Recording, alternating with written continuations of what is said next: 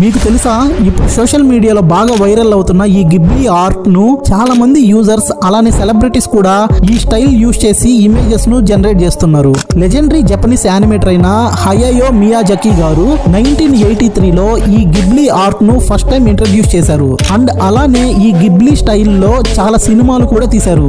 వాటిలో spirit of Away మరియు The Boy and The Heron movies కు ఆస్కర్ అవార్డు కూడా వచ్చాయి. 2013లో అయితే ద విండ్ రైజెస్ అనే మూవీలో 4 సెకండ్ల గిబ్లీ యానిమేటెడ్ సీన్ ను చేయడానికి 1 సంవత్సరం 4 నెలల టైం పట్టిందంట. ఇతను ఇంత కష్టపడి చేసిన ఈ ఆర్ట్ వర్క్ ను ఇప్పుడు మనం విత్ ఇన్ సెకండ్స్ లోనే AI ద్వారా క్రియేట్ చేస్తున్నాం.